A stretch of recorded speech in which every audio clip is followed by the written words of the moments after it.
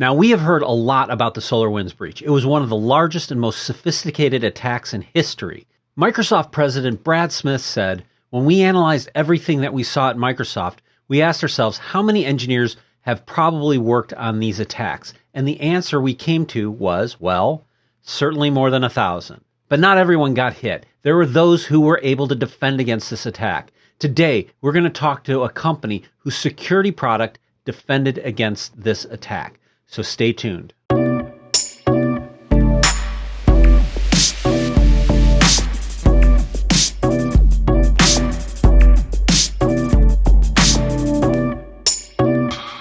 everybody, welcome back to another Future Tech video podcast. The audio version of this podcast is available on Apple Podcasts, Spotify, and most of the others, or you can find it at futr.buzzsprout.com. Today, we're talking with SentinelOne. Their product fared better than most against the SolarWinds attack. To quote their site, SentinelLabs, the research division of SentinelOne, has confirmed that devices with SentinelOne agents deployed were excluded from the SUNBURST attack from an early stage, even before any communication with a malicious C2. Technical analysts have confirmed that SUNBURST was unable to disable or bypass SentinelOne in any environment. And I'll just let that sink in for a second. Today we have with us Jared Phipps, Senior Vice President of Worldwide Sales and Engineering at SentinelOne, to help us understand what it was that they did right and to tell us about their recent acquisition of log data management company Scalyr and what that means for their business. Welcome, Jared. Thank you. Pleased to be here. So Jared, thanks so much for coming. Tell me a little bit about SentinelOne. You know, like what's the founder's story? What was the problem that, you know, they saw in the market and they wanted to solve? Tomer Weingarten, founder, is still here. He's still the CEO. It's one of the things I actually thought was really attractive coming here myself. But and he's a serial entrepreneur. He's done businesses before. But when he was looking at starting SentinelOne, he understood that the security space was problematic. He had a bit of a security background himself. And what he thought was an industry that was continually looking for new solutions, just sort of a constant churn. He looked at models that really seemed manual, slow, really, you know, a lot of investigation intensive. And he was trying to figure out how can he, you know, leverage AI on autonomous operations to transform an industry. And he looked at a few different things, but security is what he kept coming back to. His thought process was doing something like you get with most big entrepreneurs and founders, right? He wanted to change the world, literally change the world.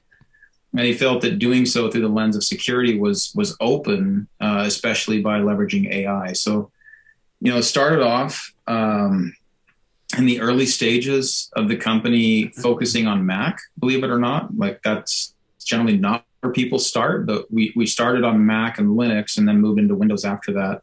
But they spent a couple years just really building, doing good R&D and building before they took a product commercial. So by the time they went commercial, they had Mac, they had Windows, they had Linux, and it was a true, I would say, evolution in terms of what it had done on endpoint security. You know, in our industry, endpoint security has been dominated by AV and EDR, right? AV was there to block everything you could block, and then EDR was there to capture and investigate everything. And what Tomer wanted to create and start was a business that unified all of that security under one umbrella. Yeah. And it just took AI on autonomous operations beyond just file inspection, but into everything that goes at runtime. And that's, you know, that's what he's done with SentinelOne. So that's our genesis. So you guys fared very well against the SolarWinds breach. You know, tell me a little bit about what you're seeing from the SolarWinds breach and what you guys saw, you know, from an attack perspective that you guys were able to address. Well, that one's interesting, right? It's got all the makings of nation state. I know a lot of people have come out and done attribution and tied it to Russia. I would agree with that entirely. When you're looking at a crime group versus a nation state, you're looking at a very different level of sophistication, right? And I started off my career in the Air Force. I've spent time on the defensive and operation and the offensive operations side of the house here. So I would say that when you're dealing with nation states, you go into a far more complex cycle where supply chain risk management becomes a concern, where the ability to select targets from a desired set and then really focus on those targets in a bit more granular detail. Those are the hallmarks of it. Cybercrime is very opportunistic. When something happens, they'll chase every one of them. So, the SolarWinds is really the classic supply chain, right? If you can find software that runs on all of the different enterprises around the world, and you can inject your code into that software, that's the holy grail from an attack perspective. Yeah. And SolarWinds offers software that gives you visibility over the entire network, right? So it makes them the perfect candidate to be a target. And all they had to do was, in this particular case, remotely access and implant code, and then just watch and determine if they were able to identify the code that had been put into the SolarWinds. Hindsight's 2020. We can all look back at it now and say, here's what happened. But the reality is, while that's going on, it's very hard to capture. The supply chain is very, very difficult to control. So I'm not going to get into the nuances there. Yeah. What I will say is that, after the SolarWinds breach comes out, after the artifacts are there, we can go through and we can reverse engineer the actual malicious code, the SUNBURST attack. When we reverse engineer that, we can get a bit more of an understanding of how the attacker was working in those initial phases. And what we saw was actually pretty compelling. When the SolarWinds software installs on a machine, it intentionally lays dormant for approximately 2 weeks, at a minimum 12 days. And then after that dormant period, it'll make out a beacon. So it'll do a command and control beacon out to avsvmcloud.com, which is a domain that they had registered, and then they had affiliated it with various AWS regions, so East and West and various regions around. Now, the good news is, because they're reaching out to a registered domain, and we do have DNS historical data, it gives us the ability in retrospect to go back and look for all of the initial command and control campaigns that have reached out to that domain name. So number one is, we can tell every organization that had those C2 beacons contacting on there that we've looked at. And then two, we actually have the payloads where we can reverse engineer it. And by going through and reverse engineering, yes, we can see what they're doing. And what they did is they started to encode different commands on that beacon out. So they're capturing information on the very first install beacon that they send out. They're capturing information around the security products that are installed on the machine. Mm-hmm. And they're capturing the state of those products, whether they're running or they've been able to be stopped, right? Really, really pertinent information if you're thinking about this from a nation state perspective. When you do a supply chain attack and you're expecting to have massive access, your access is going to be larger than the actual targets that you want to execute against. Right. And so having the status of security products in those beacons back is pretty compelling. And you can see in the source code, when you look at it, they do look for running services and processes. And there's actually some attempted anti-tamper and some attempted disabling unload events that they'll do. In the case of SentinelOne, they look for they were looking for system and processes. They actually will eventually get down to looking at the driver level. And they were doing various techniques, going into a registry and overriding the first values to try to deal the registry to unload agents. In this case, what we saw is they simply wrote code inside of the SUNBURST malware that if they identified SentinelOne, to simply exit. So they would go back into a dormant status, and then they would recheck after that randomized, again, another minimum 12 days, and then just come back and keep rechecking, hoping that SentinelOne has been uninstalled or the admins have done something with it, right? It's just a bit more opportunistic. Well, that's so a nice... That was the kind of the interesting case here is we didn't really have to stop the attack after all of that because it just wouldn't execute if SentinelOne was installed. Well, that's a nice endorsement from some Russian hackers. Yeah, I mean, it's you take it for what it is in this particular campaign. That's the decisions they made. Yeah. We do have some federal customers who've been targeted by that organization in the past. So while it's a hypothesis on my part, I don't think it's rampant speculation to think that, you know, they are aware of who we are and where we're running. Yeah. You can generally go find endpoint agent code, just go look for virus total, go look for different places. I don't think it'd be impossible to get access to SentinelOne binaries, but it would appear here that they've had a little bit more recon, a little more, you know, time to try to focus on it. We have a lot of anti-tamper measures in place in the product that prevent the agent from being unloaded through the registry, through the methods that they were trying. And so it would appear, even though it's not, you know, something I can prove, it would appear that they had awareness that their methods were not going to unload SentinelOne, and it would be better to simply avoid raising alarm bells. Hey, someone's tampering with your agent, right? That alone sends up an alarm bell.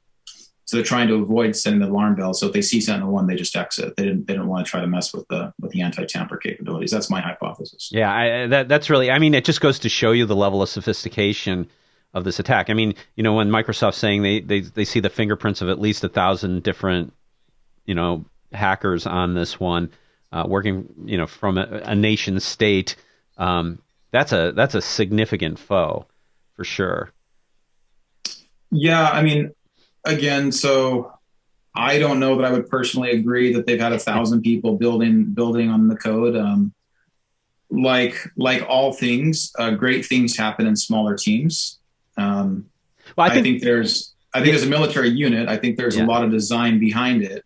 I think there's some very good minds behind it. I just wouldn't put the number in the thousands. I'd probably put it in the hundreds.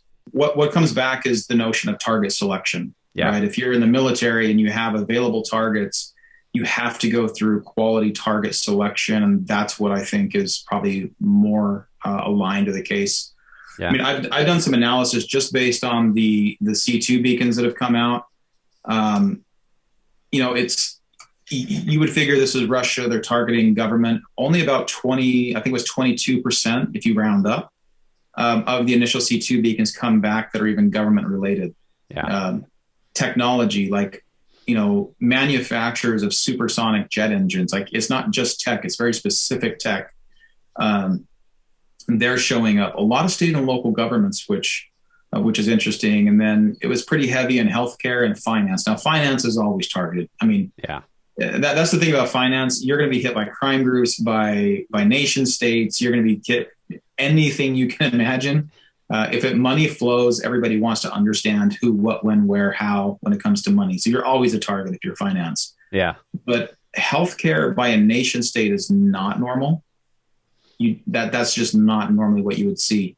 So one aspect of this is, hey, they went after SolarWinds. That's a very ubiquitous software. It's available. It's going to make a very large target set.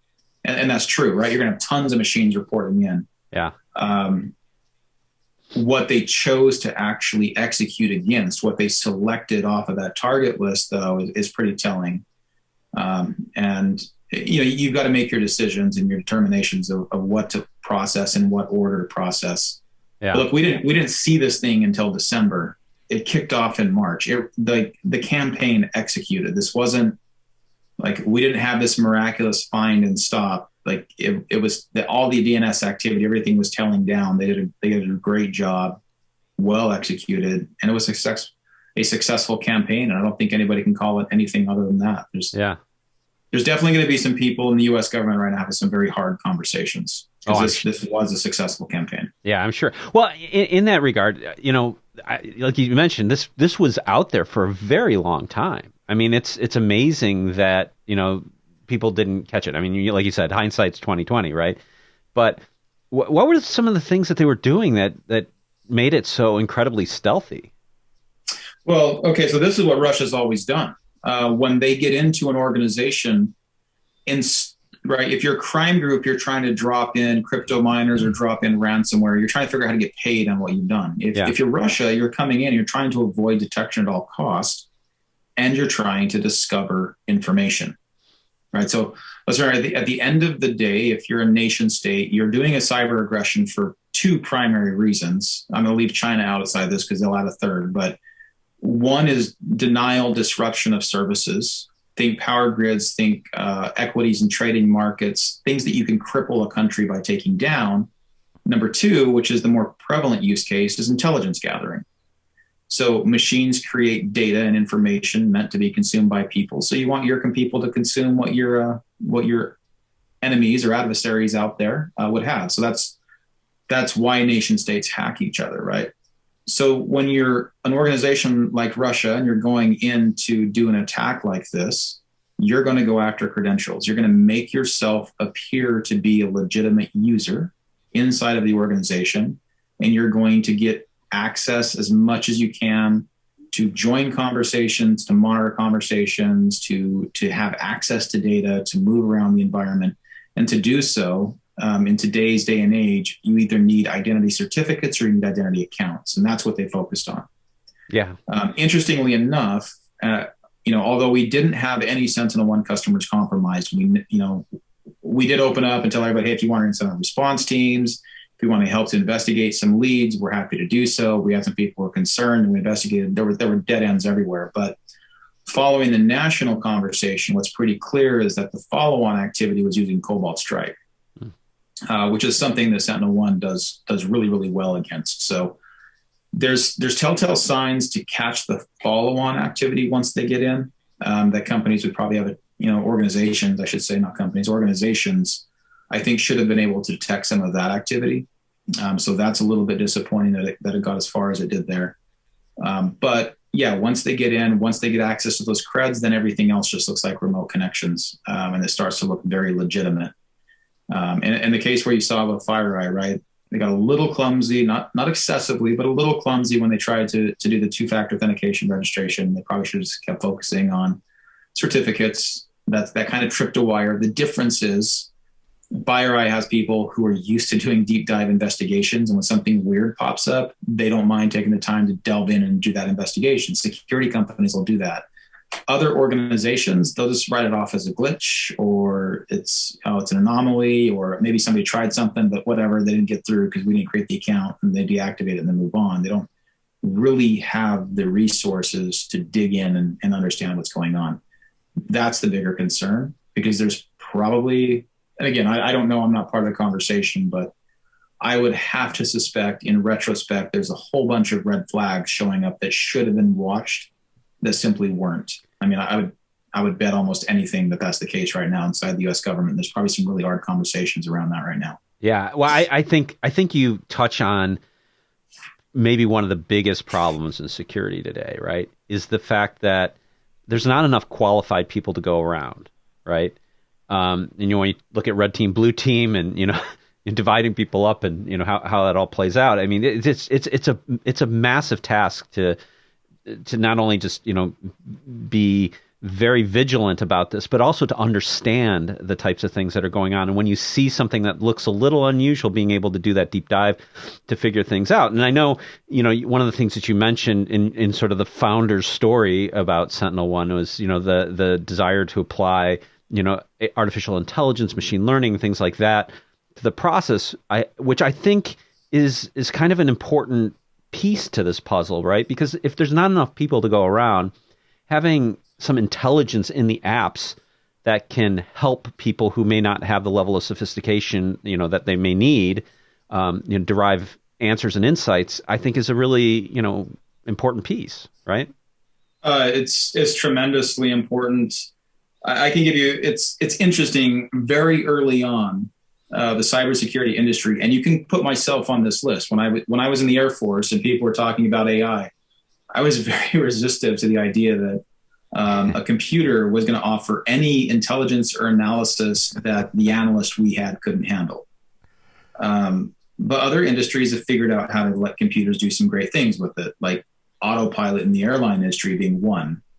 Autonomous safety systems around transportation. I mean, just look for your vehicles, right? When I was in college, I drove a 1972 Datsun, right? A 280Z.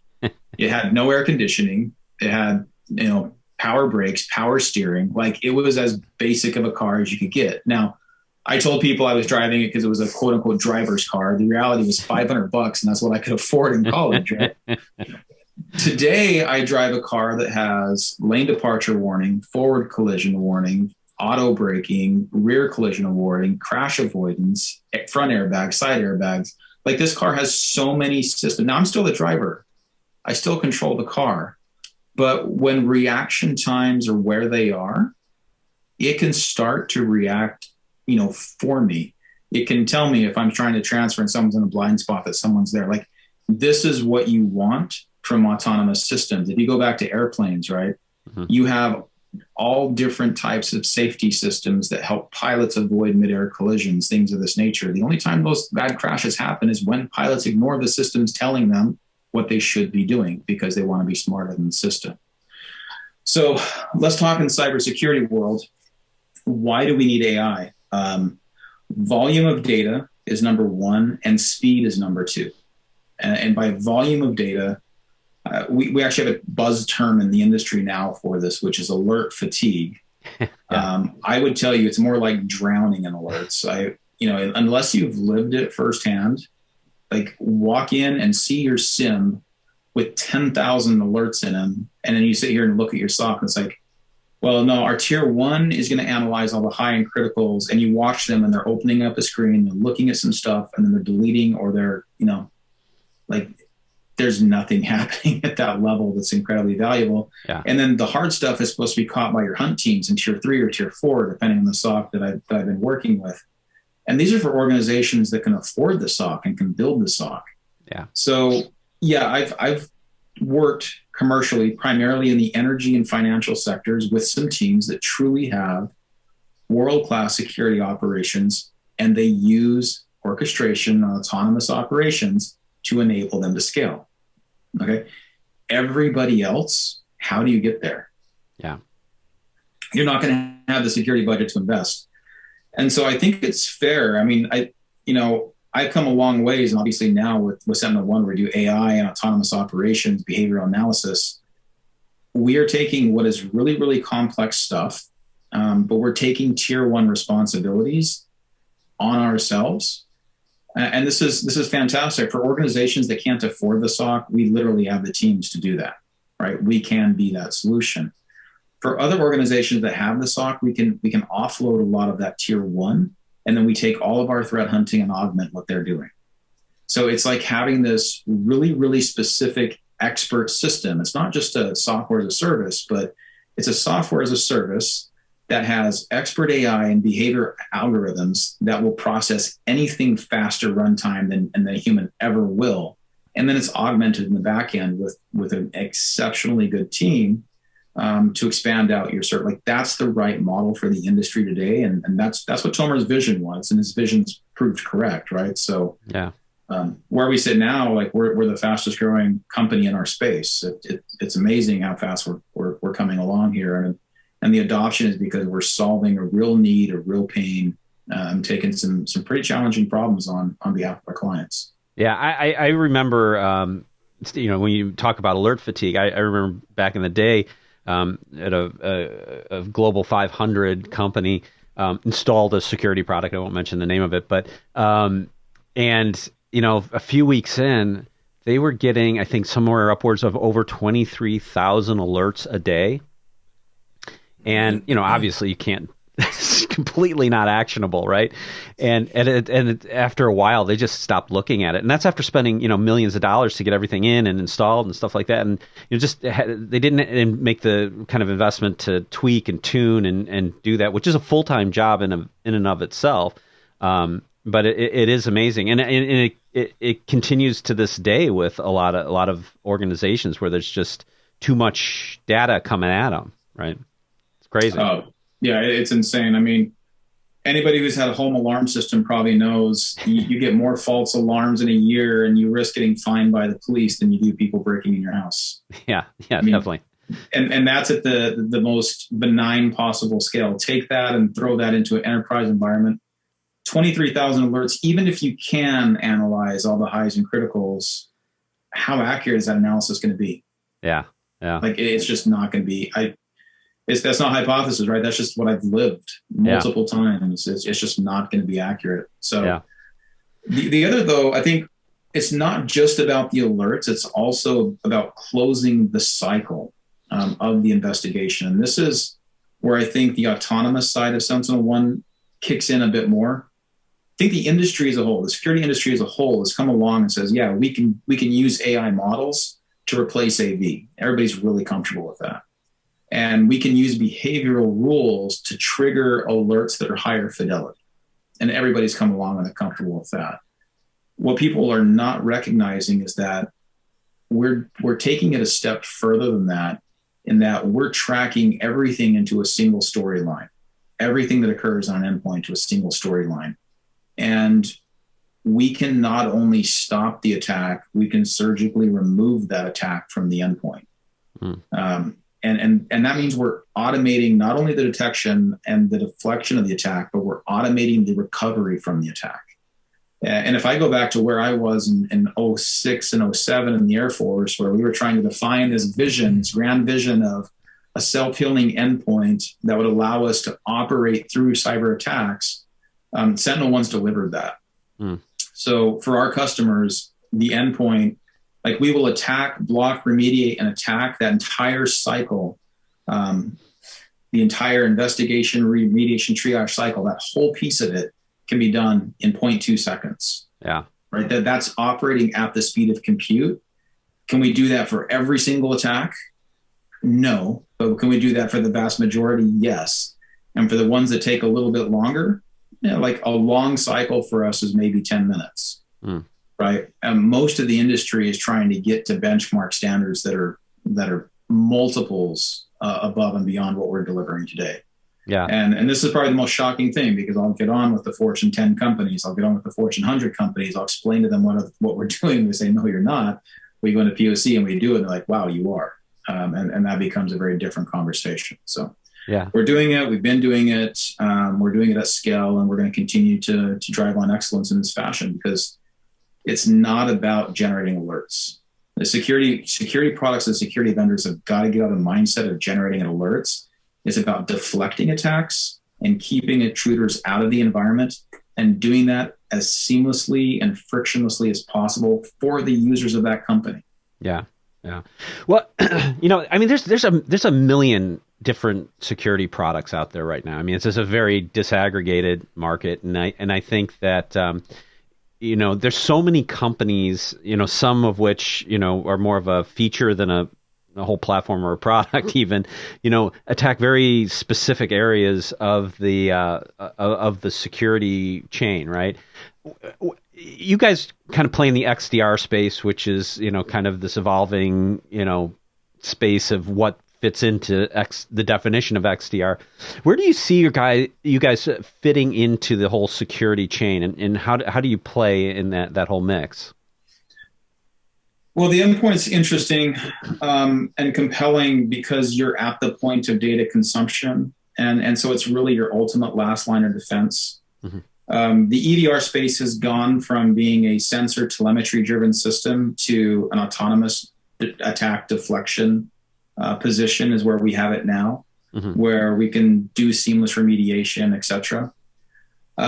Likewise, there's been an NDR concept for a while, network detection and response. It started back with full PCAP vendors, and they went into metadata because PCAP was too hard to record. But again, storing on telemetry and then analyzing the events after the fact and then generating an alert to tell you what happened. That generally means you need to kick off an investigation. And so we've done integrations with NDR vendors and NDR, and a lot of that is driven through SIMs as well. So we have all of the standard integrations through SIMs. I think what's the vision of the XDR vision is that cross-domain detection and response, right? Where you're not leaving NDR as a silo reporting into the SIM and EDR as a silo reporting into the SIM.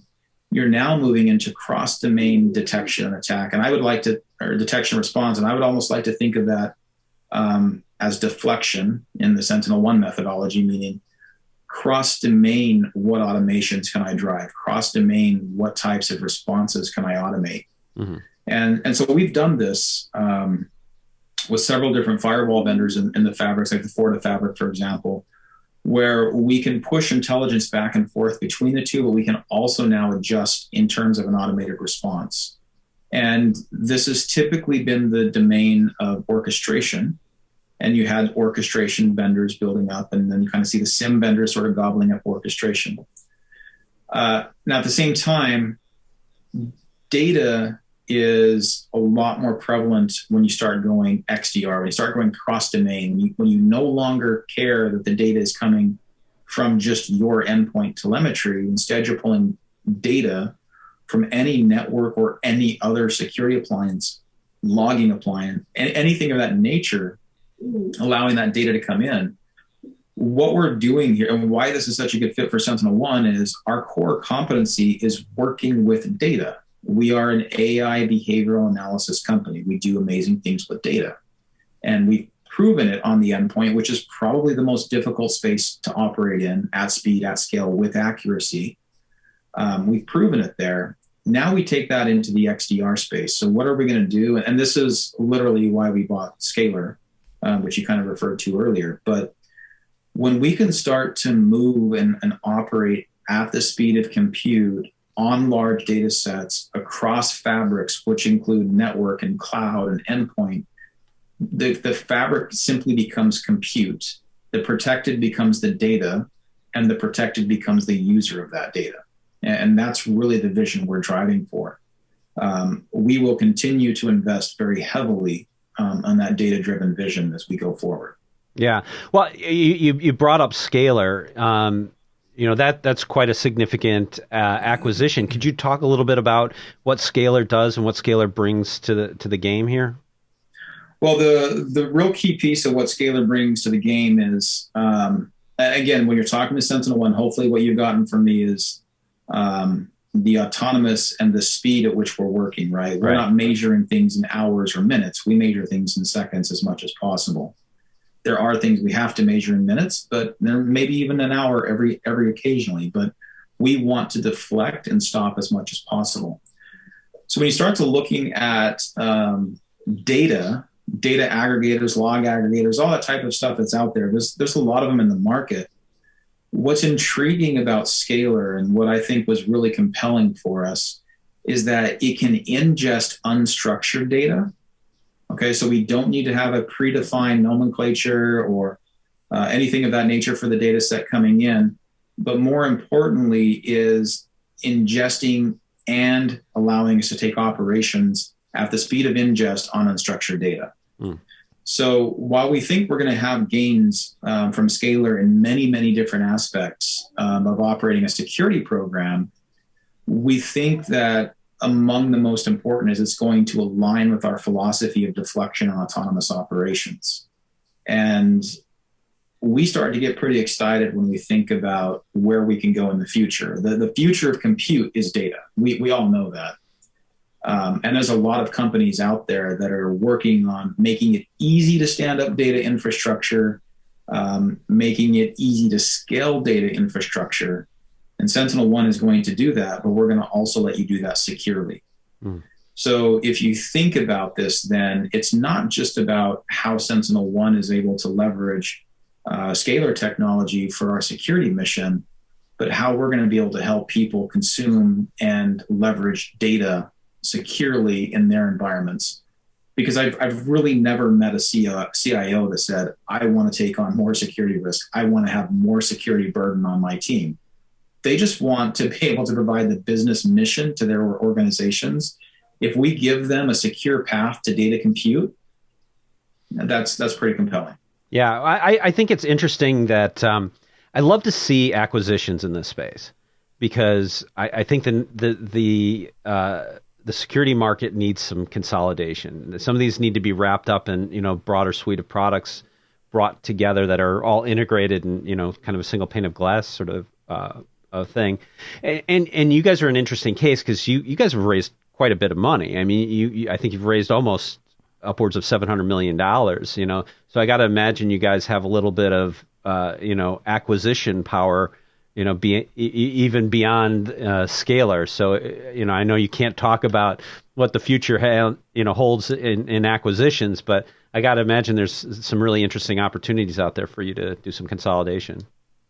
Well, we'll always be looking for things that are strategic, that give us the ability to deliver the most value to our customers over time.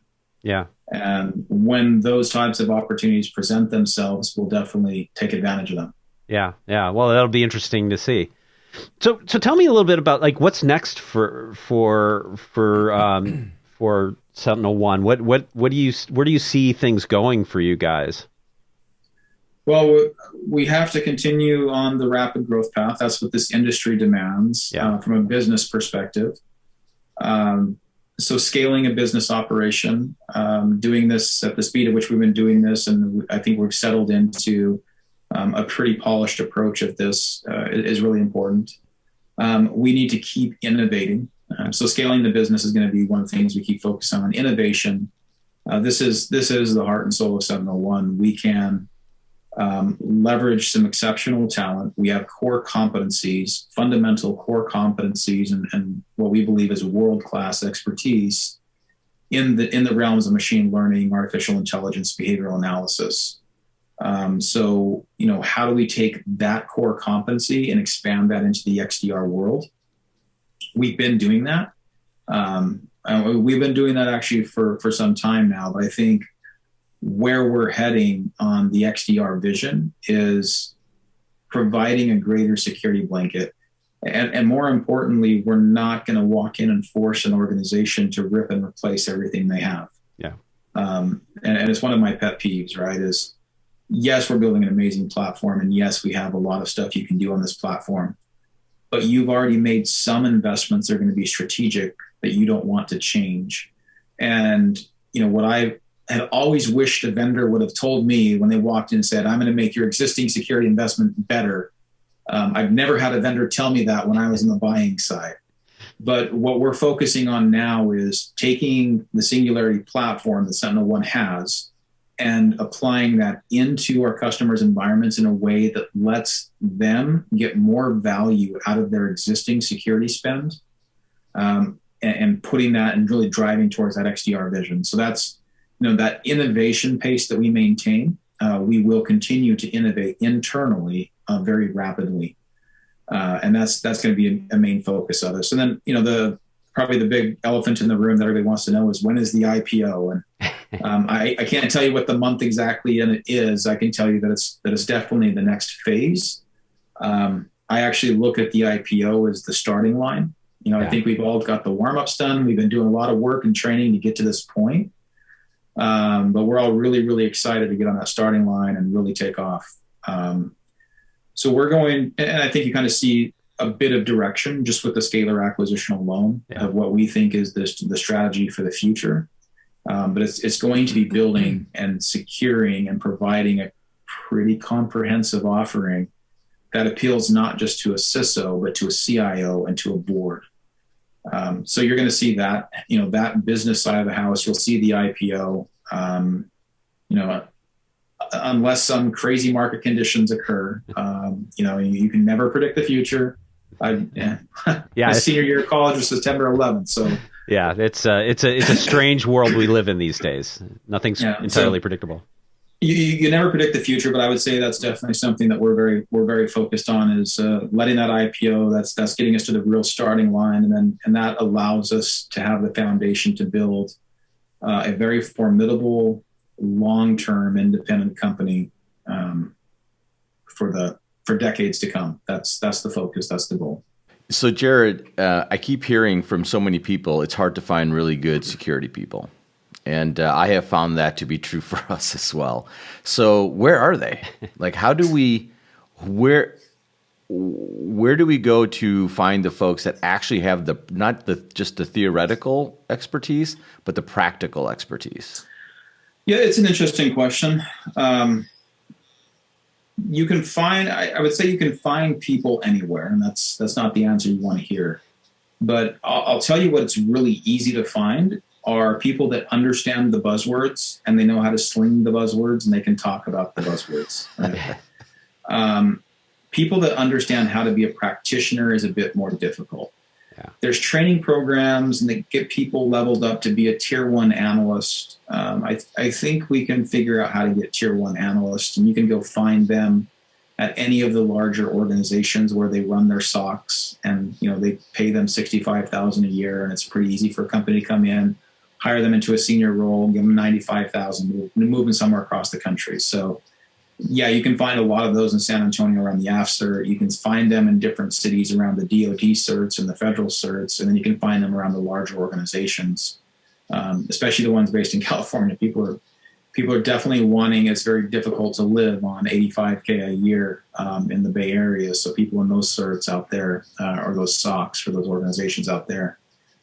So that's where you find tier ones. I think the challenge, and I think really what the question that you're getting to is, how do you find the person that would have recognized that two-factor authentication registration as not an anomaly, but a security event to go dig into?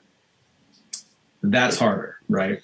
Because now you start to delve, you start to touch into forensics, but really what you're looking there is at incident responders. Where do you find the people that can drive a really, really good security program? You find them in the incident response world, people that have come out of college, they started working for an auditor, and then they got moved into the IR teams, or people who were sysadmins, and they got kind of sucked up into IR teams who've been doing incident response engagements and been dabbling in forensics and memory analysis, and they understand that world. That's a pretty good place to recruit from. There's actually a lot of companies out there that do that work. And that's where the talent gets a bit more expensive. Can we build those? Can we grow those? I do see some corporations doing that, but I see the majority of that growth, even today, being done inside of military. So Air Force OSI, they do some great cybercrime investigation stuff. Any of the operations down in the AF cyber teams, you have programmatics, you have different types of skill sets down there, but you do have a lot of core operators, a lot of core pen testing and red teamers. And then even the big five, have some decent programs that can get you some basic skill sets. The problem is that pipeline isn't big enough. Yeah. And the problem is, you go look at the universities who are doing cyber training, and it's far more programmatic, right? Like, as a comp sci student, I had a class on compilers. I hated that class. I have nightmares of that class to this day, right? I'm not a software coder because I figured out in college that I didn't want to be a comp sci person. But I did that because I had to write a compiler. I did that because I had to write at C level and Perl and Java and all these different programs and write different applications. You go through a cybersecurity program. Are you doing memory forensics? Are you doing full disk acquisitions? Are you trying to do these things remotely? No, you're kind of learning some tools, some skills, but it's still a little too programmatic, a little too high level. Things that are still a topic that you cover over a module, like memory forensics, should be a course or two, and they should be just as painful as compilers was, maybe. So that's a challenging set, right? And it's finding the people that have enough of the understanding of coding and forensics and finding that right mix together is what makes it challenging. So at the end of the day, the problem is we don't have the right educational pipeline to scale and put out the volume of security analysts that are needed. Yeah. It's still reliant on a lot of self-help, self-teach, self-learn, or proper exposure in the limited places you get. And that's the challenge. Yeah. Well, I think, schools have a big challenge in that, because to develop a curriculum is hard. And when you're dealing with an industry that's moving at the pace that security is, and the level of change that happens in that world, I don't know how you get around, finding people who are very self-motivated to do that learning, right? I don't know. I think it comes down to some expectations and to raising the bar a little bit. Mm-hmm. The two parallels I would give you here, and obviously an Air Force guy, I'm going to go to aviation. Aviation's a pretty innovative industry. You can go get a degree in aeronautical engineering, and you will have some really challenging courses, and you'll have a high washout rate, but you'll also have a good job when you're done. And you're going to be picked up by a Boeing or a Lockheed or someone big, and you're going to apply all of those math and physics models right away, right out of the gate. You're going to learn some skills, and then you're going to have a very defined specialization within that industry, and there's a fit for you. Yeah. The difference is Boeing builds airplanes, they sell them, and they make money on it. Now, you do this as a cybersecurity person. Let's say you became one of the best, forensics analysts out there. Companies don't make money hiring a forensic analyst.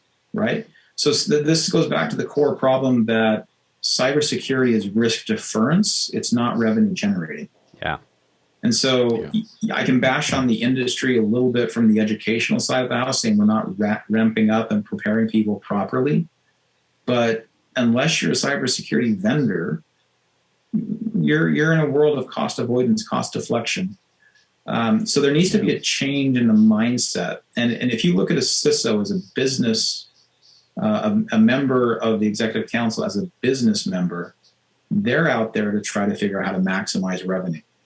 Yeah. And, ransomware is probably the thing that has shifted a lot of board members that I talk to and a lot of CIOs that I talk to into understanding the financial penalties of this. Outside of that, people just didn't care. Like, okay, so Russia hacked us and they got a couple things maybe, and yeah, this is bad, and we'll spend a couple more million, but they're not investing in it as if it's the same thing as the next product line that's going to make them new revenue. Yeah. They're not hiring the best talent so they can outcompete their competitors to produce the best revenue. And that's one of the challenges. Maybe the medical industry is a bit closer of a parallel, where you have a lot of complex systems, you have a lot of data that needs to be analyzed, and you wind up with a lot of specialties. The difference there, though, is as a patient, you will go between specialists. You don't own them all, right? Right. And I think that's where the industry is going to trend closer towards. Companies are going to want to look to people like SentinelOne and say, okay, you've got the MDR, you've got the endpoint, I want these services, I want to pick up all of these components of your platform, and I want you to simply provide that service to this company. And I think that's the direction that the industry is going and will continue to go, because that's more aligned with cost avoidance than it is with revenue generation. Yeah. And if we wanted to get into a world where there was enough cybersecurity talent for every company to go hire and use them, they would have to be making money on the cybersecurity versus just avoiding losing it. Yeah, no, I think you're spot on with that, and I think that you talk about some of the key security folks that you have in your organization that can reach out and help your customers. I think that's kind of a really the model that's going to work in this world, because there's going to be concentrations of these really talented people. And I think, companies are going to have to reach out to other organizations to get that talent to help them. Well, yeah, and you better be able to keep it when you find it. Yeah. Like this is one of the things that I think is underestimated, is when you've built a program and it generates a ton of data and a ton of alerts and a ton of noise, nobody in their right mind wants to be a tier 1 forever. Yeah. That's like saying you want to work in the help desk forever. Like, no, everybody has that grind job early on in their career, and you do it and you work your tail off through that grind. And that's what tier 1 is in cybersecurity. If you hire really, really competent people and then you expose them at all to tier 1 grind repeatedly, they're going to go work for the place that has better tools, better processes, that exposes them to less mind-numbing work. Yeah.